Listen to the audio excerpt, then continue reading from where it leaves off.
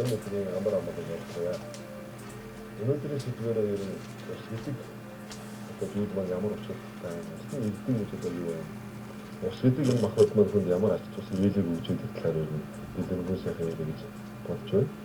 За энэ дээр бол хоёр хуваагаад ерөнхийдөө байгаль одоо сав шин ертөнцийн одоо сав ертөнц хэмээх нь уул ус байгаль хэлтэйгээ шимэн оршиж байгаа энэ хүмүүн хийгээд адгуус амьтдаа шимэн оршиж байдаг. Тэгэхээр энэ сав шин ертөнцийн одоо биднээсийг одоо амьдрахын ундраг болдог энэ ус гэдэг энэ зүйл маань ямар ач холбогдол хүнд өгж байдаг юм бэ гэдэг талаар одоо гол хорих ус мөрөнд энэ талаар нь наривчлалтай. Одоо ерөнхийдөө ичгшид хөдөлж ханшны явж байна. Энэ үед болохоор гол мөрний одоо гол мөрөндөөс бохир янз бүрийн сэвтэх яваас хүнд ямар харьцлах нөлөө үзүүлдэг талаар хэдэн ярина. А нөгөө нэг талаас нь ярихад ерөөсөө биднээс ундандаа ууж одоо хэрэгж байдаг ундны ус гэдэг маань яаж энийг биднээс хэрэглэх ёстой, яаж хэрэглэх юм биднээс бидэнд бүршөө их эрэг энергийг энэ уснаас авч болох талаар ерөнхийдөө дэлгэрэнгүй ярина. Байгаль дээр оршиж байгаа ус гэдэг зүйл маань ерөнхийдөө одоо биднээсээр одоо урсаж байгаа ус, далаа, нуур, цөөрөм гэдэг хүн болгон мэддэг. Энэ дотор болохоор ерөөсөө усны эрдэм гэж бас байна. Ус гэдэг маань ерөөсөө 8 гишүүн төгөлдөр ус гэж байдаг. Энэ маань болохоор ерөөсөө Диважингийн орны усыг бол ерөөсөө 8 гишүүн төгөлдөр ус гэж нэрлэж байдаг. Ямар 8 гишүүн төгөлдөр гэхээр ерөөсөө одоо тэр уснаас хүртэж ууж амсахад ерөөсөө түүний их тааламжтай мэдрэмжийг хүнд төрүүлж байдаг. Одоо хоолоод хоргүй, ходоод нь тийм хоргүй, сэрүүнд бол амын чанартай. Тэгээд тэрөө тэр усанд нь хүрэлцэж усанд нь орох хаваас ерөөсөө нэг их хүүтэн биш, нэг их халуун биш. Асар их тааламжтай. Тэр усанд хэрвээ Диважингийн орны усанд хүн умбан шумбан байх бол хэдийн ч одоо хугацаа өнгөрсөн тийч байгаа л байх тийм мэдрэмжийг хүнд төрүүлж байдаг. 8 гишүүн төгөлдөр ус гэдэг нь ерөөсөө усны эрдэм төгссөн одоо тийм аршаалдаг тийм усыг бол 8 гишүүн төгөлдөр гэж одоо бүр нэрийн тооцож гаргасан байдаг. Тэгээ одоо ханшнаар ичгсэд хөдөлж ер нь одоо гэж байгаа энэ цаг үед л туйлын анхааруултай зүйл гэдэг нь ерөөсөө урсгал ус болоод усны ихэн дээр нуур цөөрмөд биднээс ерөөсөө хамаа замбараг уссанд орох тэрэнд одоо хэрэг болдог бузраа одоо бузрыг оруулах тийм ээ. Гэх яваас тэр усанд маань одоо лусын буулт буцалт гэдэг энэ өдрийг мэдэхгүйгээр биднээс уснаа оршигдол лус гэдэг амьтныг хилгнүүлэх аваас лусын өвчтөд үүсдэг. Яг түн өдөр болчиход байна. Тэгэхээр юу анхаарах вэ гэхээр ерөөсөө өрн дулаан цаг гэж одоо хүмүүс ерөөсөө өдөө гадаагүй явж одоо гол усанд хамаа одоо сайхан ордог. Энэ үед дээр биднээс маань юу анхаарах вэ ерөөсөө лусын буулт буцалт ичилт гэдэг юм байна. Лусын буулт буцалттай өдөр биднээс гол горих усанд хамаагүй орж хамаа замбараагүй орж тэр уснаа оршиж лус гэдэг амьтан байна. Тэгээ одоо энийг ертөнцийн нэвтрүүлгийн хүртэл наривчлаа ярьж байсан. Лус гэдэг амьтан маань уснаа оршоод тэрэн дотор оршин буу загас жарах амьтдыг эзэгний эрхэндээ авч хамгаалж оршиж байдаг. Биднээс яах гол мөрөн дээр очиж тийм ээ. Одоо загас жарахыг нь хамаагүй үе болноор нэрвэж хороож л байдаг. Тэгээ энийг бас тийм одоо загасны спорт, загас барих спорт гэх мэтээр нэршил оноогоод энэндээ мунхраад одоо тэрийг амьтны амийг хөнөөж тэрийг спорт гэж одоо 6 цэнгийн төвшөнд аваачиж яг түүний харамсалтай юм. Ерөөсөө амьд байгаа амьтныг хөнөөж түүгээр одоо таашаалаад 6 цэнгэлд оруулж байгаа гэдэг нь ерөөсөө түүний хилэнцтэй ажил юм. Энүүгээрээ биднээс юу хураачдаг вэ? Өөрөө өөртөө биднээс гай чивийг дууддаг. Тэгэхээр ерөөсөө амьтны амийг хөнөөж тасалж байгаа гэдэг нь өөрөөр нас богиносох шалтгааныг дуудаад байгаа. Тэгэхээр биднээс тэр уснаа оршиж одоо ялангуяа лусын одоо буулт буцалттай үед уснаа оршиж одоо лусын эрхэнд байдаг одоо загас уснаа оршиж одоо загас тэргүүтэн одоо газар одоо хоёр нутагт ингээд одоо тийм мэлхий болоод могоо гих мэтийн амьтдуудыг одоо лусын буулттай ийм өдрүүдэд энэ амьтдыг одоо гимтэй хороох гих мэтийн зохисгүй үйл ажиллагааг гаргах хаваас лус гэдэг амьтан маань асар ихээр хилэгнэн уурдаж одоо хүмүүст гай урсдаг учруулсаар байна. Тэгэхээр лусын энэ гай урсгалт маань ерөөсөө одоо жилийн 4 өдрөл цагтаа сайхан болохгүй үер усны аюул болох цас бороо шуурга аян цэцгэлгааны аюул гих мэтийн байгалийн гамшгуудыг ерөөсөө хүн төрөлхтөнд учруулж ирдэг. Энэ маань юу гэхээр ерөөсөө сав шин болсон одоо тэнгэр эцэг байгаль дэлхийд хүндэн дээлж одоо ирсэн байдаг. Энэ сав шин болсон энэ сайхан ертөнц хүмүүн төрөлхтөн биднийг одоо тэжээж энэ дээр биднээс одоо хүмүүн төрлөختөд тэтгэн оршиж байдаг. Энэ сайхан байгаль газар дэлхий биднээс хөндлөн дээдэж, шүтэн дээдэж, лус савдгийг харагдаж хэрэгнүүлэхгүй энийг хөндлөн дээдэж байх хаваас биднээс энэ удаан оршихын гол их сурвалж нь энд оршоод байна. Гэтэл биднээс маань үе уламжлаа мэддэг төс буурлууд минь одоо бурхан болоод унаад өгөх. Энийг нь өвлөж авсан, явсан шиг уламжилж авч байгаа залуу хойч үеийнх нь тун ховор цөөхөн байна. Тийм учраас биднээс ерөөсөө эртнээс уламжлагдаж ирсэн уламжлаасаа тасарснаас болоод ерөөсөө гол горих, мод бут, чулуу хөндөх, янз бүрийн содон төрхтэй ан амьтдыг үг болноор нэрвэж хороох. Гэх мэтийн санаандгүй улмаас, зарим нь хинэггүй улмаас үл тоомсорлон одоо лус савдаг гэж юм байхгүй. Юу моглуулгын гэсэн утгаар аливаа юмд хинэггүй маягаар хандаж ингэснийхээ улмаас хүмүүс маань ерөөсөө өөрсдийгөө болоод өрөөл бусдыг янз бүрийн гай руу оруулаад байгаа шалтгаан үүнд оршиж. Юу гэж захих гэдэг нь вөхөр ерөөсөө манай үг дээдүүд маань уул ус болоод энэ булгийн ихэнд ерөөсөө улаан болон цагааны бузрыг оруулахгүй байх. Жараахаа уснаа оршигч тэр лусын иргэшэлд оршиж усын амьтдыг хөнөөхгүй байхыг эрхэмхэн захиж ирсэн байдаг. Энэ маань цаанаас усын иргэшэлд оршиж байдаг гэдгийг хатуу анхааруулж энийг манай үг дээдүүд нь ёсчлон мөрдөж ирснийхаа одоо их сурвалжаар одоо болтлоо энэ онгон дагшин байгаль маань үүдэн ирсэн байгаа ба. Өнөө цаг биднээс энэ ёс сурвалжнаас гажсны улмаас энийг хайр нарыг устгаж байгаа түүний харамсалтай байна. Эргээд биднээс өөрсдөө ус гэдэг зүйл маань чамдман эрдэнэ усын ус маань үгүй болохоос хүмүүн төрлөختөд бид нар одоо алтан ордонд амьдэрсэн ч ямар одоо үр дүн байх вэ гэнэ? Ямар зэрэг мөхөнд амьддаг. Тэгэхээр биднээс ус уулахын чамдман нэг газар байгаль дэлхий дээр очиж усныхаа ихэнд байгаа мод бүтийг хамаа замраагүй модыг гэж хөрөөж тайрч хайснаас болоод тэр ус маань ширэгж байна. Одоо ерөөсөө өдөө аймагуд дээр яваад үзэхэд ширгээгүй гол мөр гэж байна. Одоо урдын жилийн явж байсан нуур сайхан нуур байж л байсан. Тэгээд 2 жилийн дараа мөн жилийн дараа очоод тэр нуур ширгээд намаг болчихсон хэмэрсэн. Гол шалтгаан нь юунаас болж байгаа гэхэд ерөөсөө янз бүрийн мэдээж алтны уурхай, янз бүрийн хүмүүсийн бурангуй үйл ажиллагаанаас болсон мод бутын хөрөөдсөн, лусын хилэгнүүлэх энэ бүх харшлах шалтгаанаас болоод тэр нуур гол мөр маань ширэхэд хүрээд байна.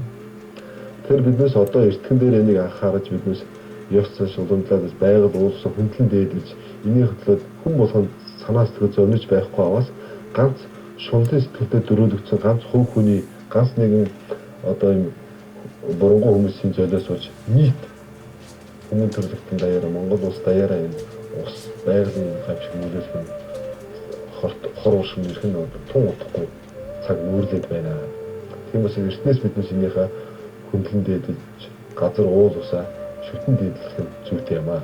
Энэ нэг дээр ирэхэд энэ уул ус байгаад оршин усыг ерөнхийд нь хайрлаж байгаа болгоно. Тэгвэл анхаарал авах дээр болоод байна. Дараагийн асуудал бол ерөөсөө ус гэдэг энэ зүйл мань ерөөсөө аливаа нэг мэдээллийг бол асар их хүлээж авдаг. Биднээс анзаардаг л дээ ерөөсөө ус ердийн ус одоо ус шүүгчэнд хэрэглээд усыг биднээс уцалгаад уугаад хэрэглээд байдаг.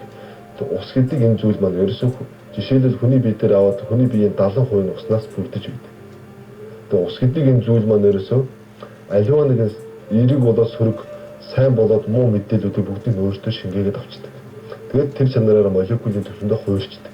Энийг бүр шинж ухаанаар олон улсын эрдэмтэд батлаад гаргацсан баримтууд. Одоо жишээлбэл 2 зэрэгцээ стакан шилийн стаканд ус хийж тавиад нэгэнд нь одоо хүнд рок одоо тийм актер хүнд метал рок ч юм уу хаард одоо актер рок хөгжим сонсоход тэр дууг ингэж сайхан дуургаад нөгөө тэгж дуургаад тэрийг молекулын төвшөнд судалж үзсэн. Дараагийнх нь болохоор шилний стаканд усыг дээрэнд нь умааны байдны хум ч юм уу умаахан хэмээх тарны үсгийг хилээд молекулын төвшөнд судлаж үзсэн байна. Тэгээд судлаад үзэхэд тэр рок хөгжим хүнд хөгжим сонсгосон тэр усны молекулын төвшөнд судлаад үзэхэд тэрний усны молекул нэвтрээд нэмэх замбраагүй сэтгэл зохисгүй их муухай зүр хэлбэртэй болж хуурсан байх шиг.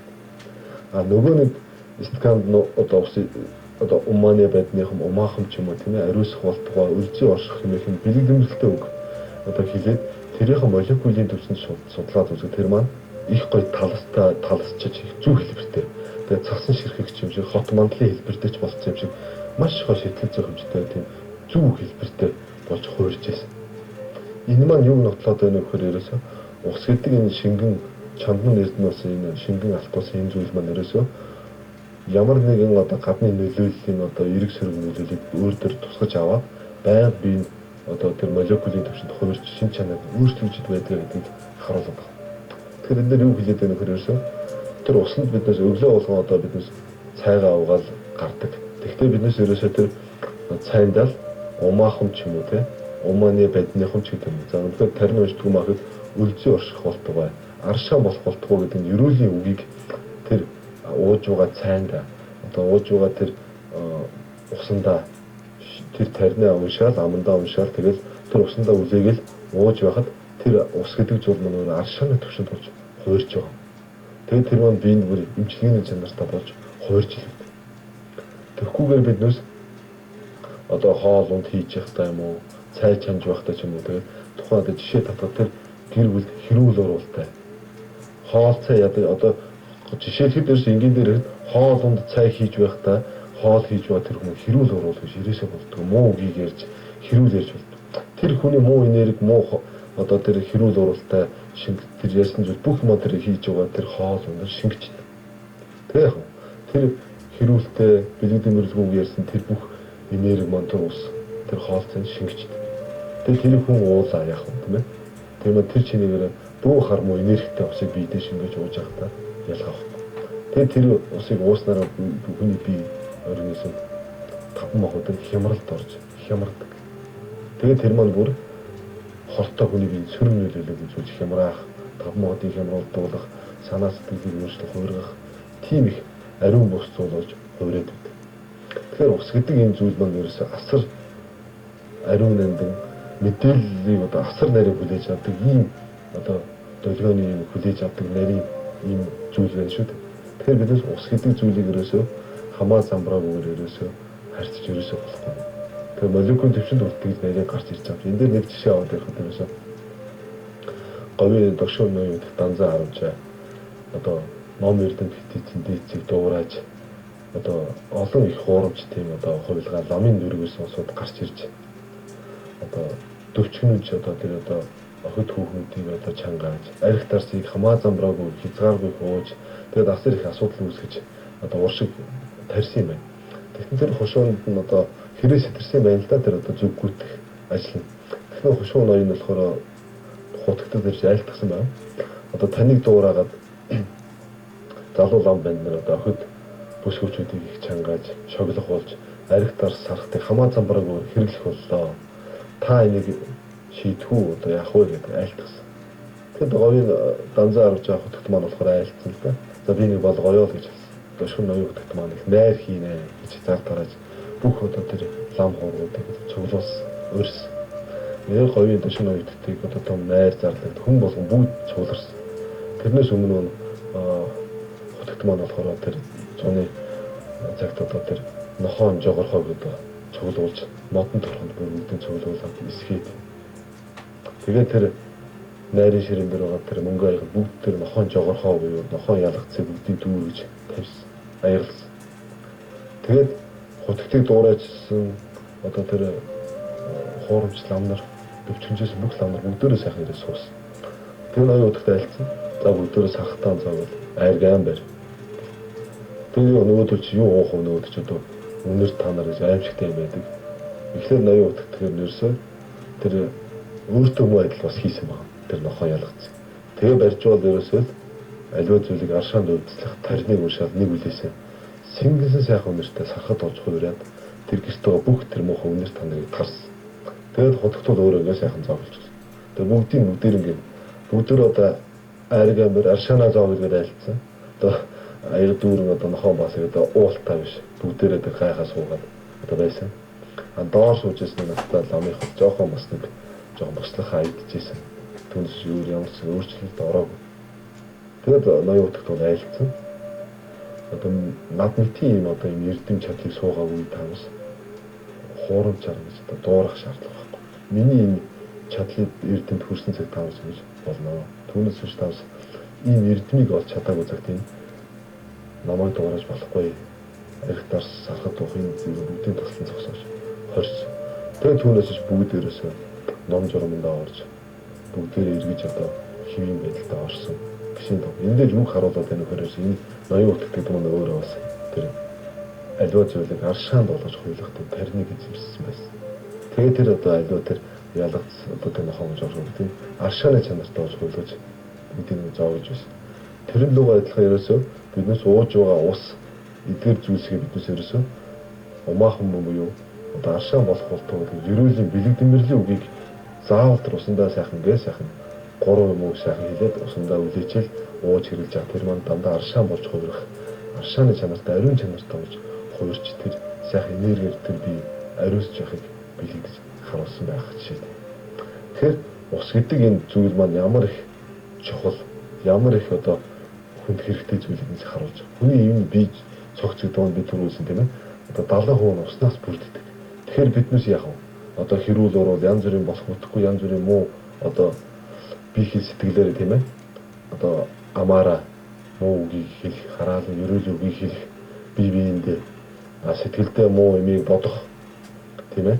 Биеэрээ янз бүрийн үгийг үйлдэх тийм ээ. Биеэр үйлдэх нь бие сэтгэлдээ янз бүрийн нүгэл хорыг үйлдэх юм аа.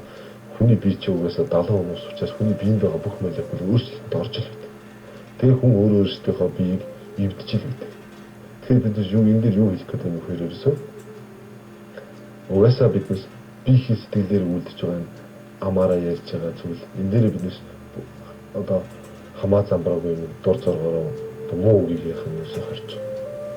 Сэтгэлдээ биднес муу юм ярих, муу юм бодож хүний хорлыг үнэхээр хорлыг гэсэн муу сэтгэл үүсгэж ерөөсөө. Хүнийг амаараа дормжиж хэлэхээс илүү сэтгэлдээ тэр хүнийг бодох.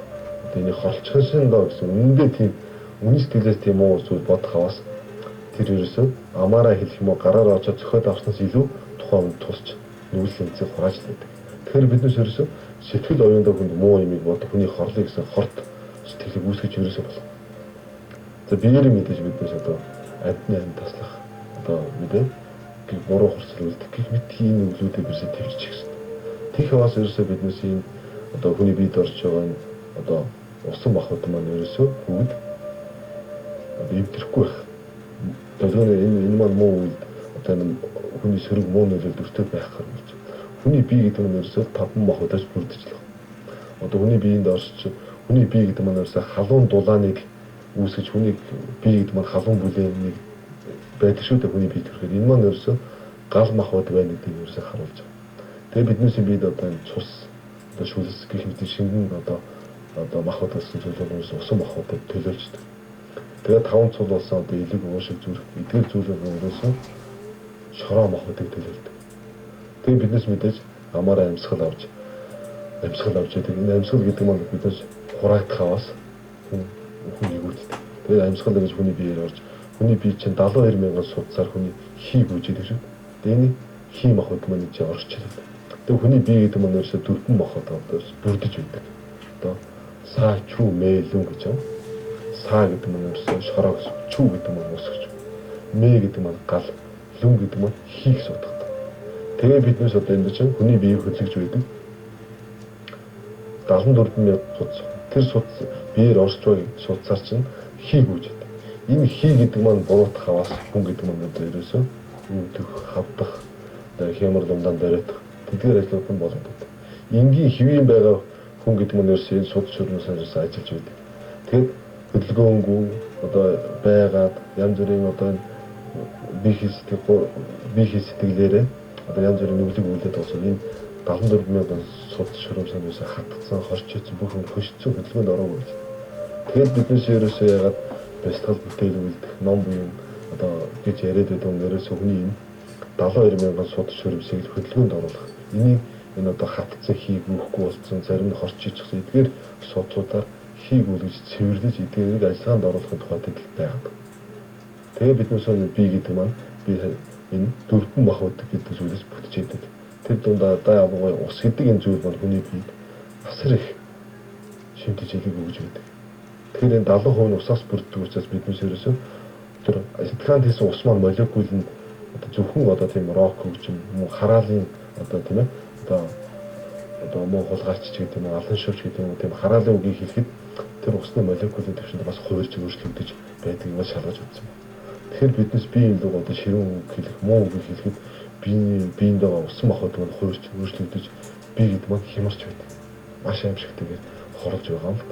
Тэгвэл очоод зөхиод гараараа зодоод мэдээхэд байхаас илүү зөвхөн хараал өрөөлийн муу үг гэдэг бол хүний биеинд байгаа усан махбод нь тэнцвэр алдагдаж хүний бие гэдэг нь ерөөсөө 5 махбодоос бүрдсэн. Эдгээр махбодын тэнцвэр алдагдахаар хүмүүс гэдэг нь өвчин тусах хямрах гэдэг зүйл болоод байна. Тэгээ биднээс одоо нэг үр тогтооцсон байл хүн дээрээ голлоод яхад хүн гэдэг нь ерөөсөө өөрийгөө нэг алт хэрийн одоо хэмжээтэй нэг аавра гэж одоо нэрсэж гарч ирээд байдаг. Гэрлэн бүрхүүл байна гэдэг одоо тодорхойлоод байгаа. Гэтэл энэ гэрлэн бүрхүүл байна гэдэг хэдэн зуун мянган одоо хэдэн зуун жилийн тэртээ манай буддийн шашинд ерөөсөө аливаа бурхтыг одоо биенээс нь алт хэрэг гэрэл цацарснаа зураад дүрслэл ирсэн байдаг. Тэрийг одоо л дөнгөж нээж явах шийдэ. Тэгэхээр хүний биенээс гэрэл цацард юм байна. Алт хэрэг гэрлэн энерги гэрлэн бүрхүүл байд юм байна гэдгийг тогтоож. Энэ аавра гэдэг зүйл гэрлэн бүрхүүл гэдэг маань ерөөсөө цоорох юм уу, багасах юм уу, сэвдэх аваас хүн гэдэг маань өөрөө өвчин тусаад нэрвдээд биений хямраад байдаг гэдгийг тогтооцсон байна. Тэгэхээр дандаа муу үйл хийж явдаг, дандаа одоо ерөөсөө үүлийн өрөөлөө буйн үйл гэж байхгүй тийм ээ. Энийг үгүйсгэж тийм ээ. Зүгээр одоо нэг өдөр тутмынхаа идэж уухын тухайд одоо зүгээр нэг өнөө маргааш шиг өнгөрөөсний тухайд амьдарч яваа. Тэгээд нүглийг асархаар үлдэж байгаа эдгээр улсууд маань ерөөсөө гэрлэн бүрхүүл байхгүй болсон. Огт гэрлэн бүрхүүл байхгүй. Гэрлэн бүрхүүл байхгүй болсон байна гэдэг нь тэр ерөөсөө хэмэрлэндээс бүх юм одоо бүх юм нээлттэй захын юм орж ирэл тэр бүнд оршоол гахад тэр биений эвдэр хямрах. Тийм болчихсон. Зарим хүмүүс нь бол бүр гэрлэн хоон одоо их багассан ч байх, зарим нь одоо бүр сайхан их байж байх. Тэр маань яагаад хүн энергитэй те хямрлаг байна гэдэг нь ерөөсөө өөрийнхөө буйн өвлөг үлээс болдог. Энийг эвддэг юм одоо амьтанд хорлолтой үйл. Одоо нүгэл гэж хэлж нэг нүдтэй шиг нүгэл гэдэг зүйлээр авч үздэг. Буйн гэдэг зүйл маань ерөөсөө тэр аливаа нэгэн зүйлийг хийхэд тэрний эцсийн үр дүн тэр маань тухайн амьтан маань аж аргалтай, амар амгалтай байж байх юм бол тэр буйны үйл зориулдаг. Тэгэхээр гэрлэн бүрхүүл гэдэг маань ямар ширэгдүүгээр ерөөсөө буйн үйлдэл тэр зөв энерги ялгарч энэ маань бүрэн бүтэн болж ирдэг. Тэгээд биднээс бясалгал хийж одоо бие сэтгэлийн үйлдэлийг л бомблон барьж чадах аваас биднээс ерөөсөө гэрлэн бүрхүүл ерөөсөө маш бат энергич бат болчихж байна. Тэгэхээр биднээс алдаад байдаг зүйлээр ерөөсөө өөрөөсөө биднээс гайг дуудаж авчирдаг байгаа. Одоо ерөөсөө амаараа муу юм өгүүлэл хэрүүл аливаа нэг хов зөөж одоо ерөөсөө 10 хар нүгэл гэж байж байгаа. Биднээс маш энгийн дээр томьёолоод энэ ерөөсөө бие сэтгэлээр их нүглийг л томьёолоо гаргацсан байна. Одоо ерөөсөө биеэр үлдэх 3 нүгэл, хилээр үлдэх 4 нүгэл, сэтгэлээр үлдэх 3 нүгэл гэл. Ерөөсөө биеэр үлдэх 3 нүгэл ч ерөөсөө одоо хулгай их, одоо амь таслах, одоо буруу хурцл. Хилээр үлдэх 4 нүгэл юм да. Одоо хомхоо сэтгэл, одоо худлаа ярих, ширүүг, хов зөөх, чалчих гэх мэт юм. Одоо зүгээр биднээс чинь одоо энэ нас гэдэг маань ерөөсөө маш богино шүү дээ. Охор энэ цаг хугацаанд биднээс ерөөсөө дими имийг ярьж, дими чалчаа өгөөж одоо нэгнтэй уцаар яж өдрийн талыг бардаг. Тэгээ хов зөөх, ширүүг, одоо ширүүг гэх эдгээр нь бүгд нүгэлтэй үйл болж байна. Дараагийнх нь болохоор сэтгэлээр үлдэх нүгэл байна. Хомхоо сэтгэл, хорт сэтгэл, буруу үзэл. Тэгээ маань ерөөсөө аливаа нэгэн зүйлийг үнэн сэтгэлээсээ одоо хорлыг гэсэн тэм сэтгэл хүнд үүсчих юм бол тэр нь асар аюултай. Энэ хомхоо сэтгэл гэдэг нь одоо ерөөсөө хүний хомхоо сэтгэл гэдэг одоо аливаа юмд хомголцох шунахын сэтгэл. За хорт сэтгэл гэдэг нь буруу үзэл гэж байна. Буруу үзэл гэдэг нь ерөөсөө аливаа юм одоо эрс буруу үзэл үүлэн үргэж байхгүй, гурван эрдэнэж байхгүй гэдэг одоо дараа төрөл мөрлөж байхгүй. Энэ бол буруу үзэл байна гэж. Эдгээр муу үйлүүдийг үйлдээд байх шалтгаанаар л биднээс маань өөрөөрхөө гэрлэн бүрхүүлийг эвдээ аавра гэдэг нь алгуулчих. Тэгээ биднээс гэдэг нь ерөөсөө энэ бие сэтгэлээр муу үйлийг үлдээд байгаа биднээс энерги гэдэг энэ зүйл багасараад гэрлэн бүрхүүл маань чалга болдог. Тэгээ эдгээр муу үйлийг бие сэтгэлээр хэмжээшгүй үлдээд байх аваас биднээс хамт төрсэн сайн тэмрүүд бүгд зайлшиж. Тэгээд оронд нь ерөөсөө муу тэмрүүд эзлээд тэгээд дам муу ажлыг хийлгэсээр авдаг өнөө дуусгадаг. Тэгэхээр биднээс нэг аливаа нэгэн зүйлийг хүн буруу хийж болно. Хүн гэдэг нь өөрөө төгс гэгэрэг учраас аливаа зүйлийг бүгдийг төгс хийж байхгүй. Алдаж л даардаг, эндэж даардаг. Гэтэ хүн гэдэг маань буруугаа ойлгоод үнэн сэтгэлээсээ нүглээ намжуулж, гинээ намжуулж, бурханд аврал бодож намжлах аваас тэр маань харилдаг, засардаг, өөрчлөгддөг. Тэр муу хүн гэж юусоо байдаг. Зөвхөн төөрцөн хүн гэж байдаг. буруу замаар явж байгаа андуурсан гэж байхаас биш огт уг чанар нь би ярьдаг урд юм дээр ширжсэн. Уг чанар нь ерөөсөө хүний сэтгэлд бурханлаг чанартай. Тийм учраас биднээс тэрийг биднээс өөрийнхөө энэ бие хэлтээр хорц сэтгэлээрээ л биднээс боомлоод хаагаад шаварт бүрхэлцсэн учраас биднээс өөрөөрөө таньж чадахгүй байна. Тэгэхээр биднээс ерөөсөө сэтгэл ариусаад ирэх юм бол гадаад бүх юм дагаад ариусчдаг.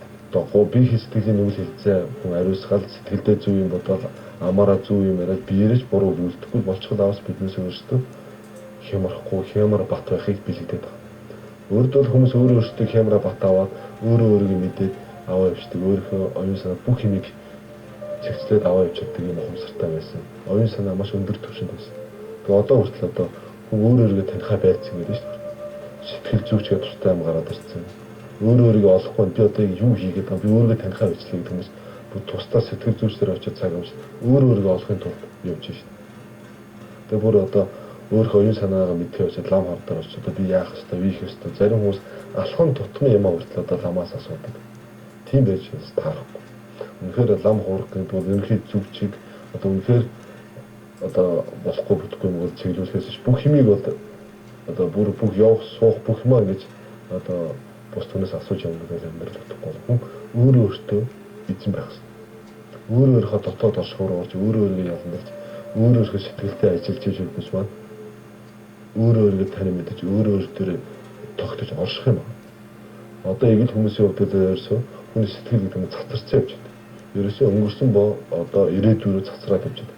Нэг секунд ч хүний одоо ухамсар сэтгэл гэдэг нь өөр өөр тогтож чаддаг. Тэгэхээр биднээс өөр өөр тогтоход тухайд мэдээж сайхан бяцлаглуудыг зөв бяцлаглаа олоод бидний сэтгэл дээр ажиллаад ирэх юм бол хүн өөр өөр тогтоод сэтгэл гэдэг нь өөр оршоод ирэх юм бол хүн хүчтэй болдог. Хүн сэтгэл цацарсан ингээд явж байгаад ингээд тархмал оршиж байгаад хүний бие маш нэмэг болсон байна. Тэгээ энийг тогтоохын тухайд одоо миний өрдөн нэвтрүүлгээр гэсэн гоё юм. Өөрийнхөө бурхныхаа 9,000 хүн төрдөг. Энэ ертөнцид мэдлж байгаа хүн бол тэр 9,000-ийнхаа бурхтуудыг гоё гэртээ шүтээ зүрхэн тархинд хоолоод явж байгаа. Тэгээд тэр зүрхэн тархинаа тэр одоо ууж байгаа хоолцоо идэж ууж байгаа юм өөрийнхөө бурхны одоо тийм ээ. Одоо манчаар бурхан байлаа гэхэд умаараа вазааны тийгээд ерөөсөө 3 удаа уншаад үлээгээл хоолцоо идэж байхад тэр хоолндоо див бузар ариун бас бүх зүйл алга болчих. Тэр хоол маань хүнд маш их шинжтэй маш их аршаалаг ариун чанартай болох юм шүү дээ. Энэ бол бүр баталсан байна тийм. Тэгэхээр биднээс өөрсдөө сахиус шүтээтэй байхгүй зүгээр л энгийн байх аваас биднээс юм бүртээд байдаг аюултай. Тэгээ миний захиад байдаг юм болохоор ерөөсөө хүн гэдэг нь өөрөө аливаа нэг юм шүтээтэй байж өөрийнхөө сэтгэлийг бат байлгах хэрэгтэй. Одоо ялангуяа энэ цаг зүүн цаг дээр сүгний хорлох юм их асар их байдаг. Амьдынхаа бодлого туйлын баг болчихсон. Үхэх шалтгаан асар их байдаг. Амьдынхаа бодлого том байдаг. Тэгэхээр хүн өөрөө оюуны ухамсартай байж өөрөө энэ дээдийн номлол сургаал руу хандаж энийгээ судалж мэдээж авахаас номлол сургаал болгоомоор ерөөсөө тухайн үеийг аз жаргал сайн сайхантай байлгахын тухайд зориулсан байдаг учраас биднээс гол нь жоо үзэж судлах энэ дээр жоо анхаарал тавих хэрэгтэй. Тэг хаваас хүн гэдэг нь өөрөө 5% тэнцвэртэй, эрүүл сарвал, хямралаг байх нь биднээс өөрийн гартал юм шүү дээ. Тэгээ та бүгд бие зохицороо өөрийнхөө дотоод оршихуураа орсож 5% хямруулдаг байж тийм ээ. Ус гэдэг энэ сэдвийг юуд онцолж ярьсан гэхээр биднээс ус гэдэг маань долгионы чанартай мэдээллийг асар их хүлээж авдаг юм учраас биднээс устай их зүгээрс усыг биднээс аршаанд нь хуйлгаж ууж явахаас биднээс биеинд болоод 5% тэнцвэр алдахгүй байна гэдгийг ойлгосон байна. Тэгээд хямралаг байхыг хүсэвэр өнөөдрийн нэвтрүүлгээ жаргая. Анхаарал тавьсанд баярлалаа.